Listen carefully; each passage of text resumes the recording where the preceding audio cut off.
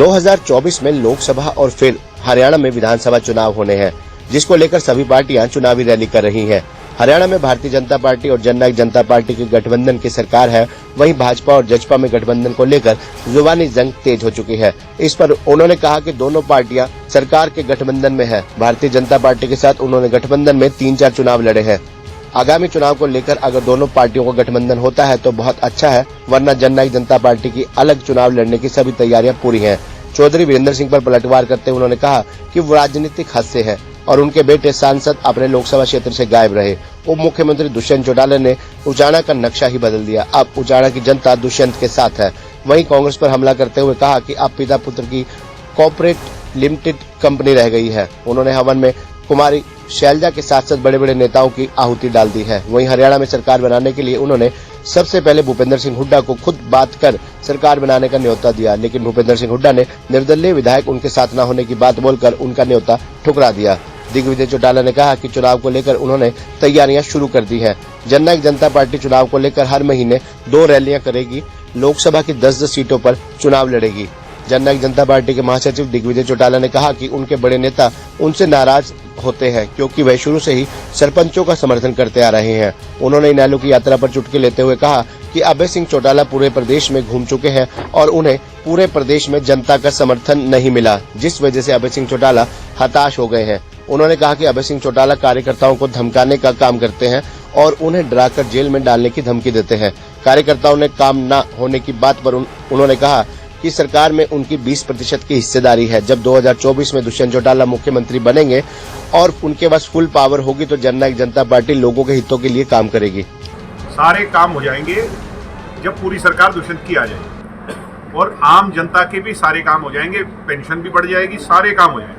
मगर उसके लिए आज से हम कमर कसने की तैयारी। क्या सभी 10 की लोकसभा सीटों पर रैली करने जा रही है जेजेपी जी, सभी की। सर, रोड मैप है वो बनाया गया कि कब कहाँ पर कोई रैली है वो होने वाली है क्या? 2 जुलाई के बाद पार्टी ने शुरुआत कर दी है। इस महीने एक और होगी जुलाई में और फिर हर महीने 2 रैली। दिग्विजय जी, कांग्रेस का आरोप है कि उन्हें देख लूँ, राज बढ़ेगा तो जेलों में ठोक दूंगा, नशे के केस बढ़वा दूंगा। ये जो भाषा शैली है, इससे आम जो लोग हैं वो विनम्रता पसंद है। बड़ा पेट झुकता है। वो सरपंच से लड़ाई लड़ रहे हैं। कोई सरपंच है सुच्चा सिंह, उससे लड़ाई लड़ रहे हैं। चौधरी देवीलाल ने इंदिरा गांधी से लड़ाई लड़ी।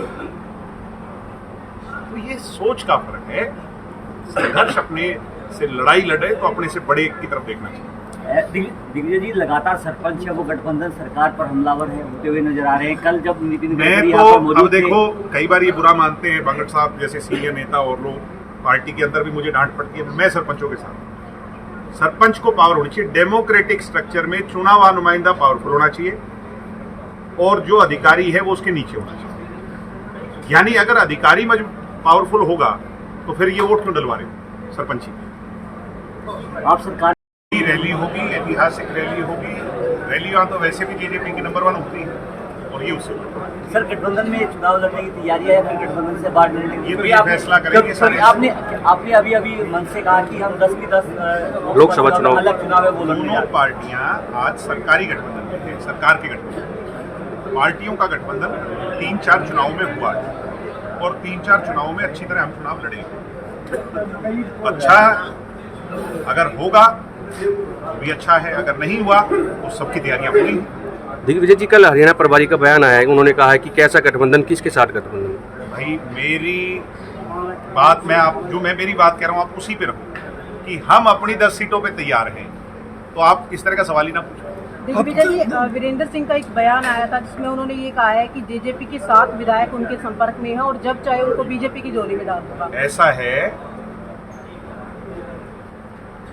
चौधरी वीरेंद्र सिंह जी उम्रदराज नेता हैं और अब अपनी राजनीतिक हाशिए वो इस तरह की बात कई बात कर लेते हैं। वहां पर जो सांसद हैं वो लापता रहे हैं। दुष्यंत जी ने इतने काम उचाना में कर दिए, उचाना का रोड मैप ही बदल दिया, उचाना का जो परिदृश्य है उसको बदल दिया। तो अब शायद हो सकता है उसकी फ्रस्ट्रेशन हो। इससे ज्यादा कांग्रेस ये भी कह रही है कि इतने बड़े बड़े दावे जेजेपी बीजेपी और कर रही है, चाहे पेंशन की बात हो। मैंने सीधा सवाल आज दोनों से पूछा है क्योंकि पिता पुत्र पार्टी रह गई, प्राइवेट कॉर्पोरेट लिमिटेड रह गई। पिता ने भी और सब लोगों ने झोंक दिया सब कुछ, उसमें आहुति शैलजा जी की भी डल गई, पीछे और बड़े बड़े नेताओं की भी डल गई।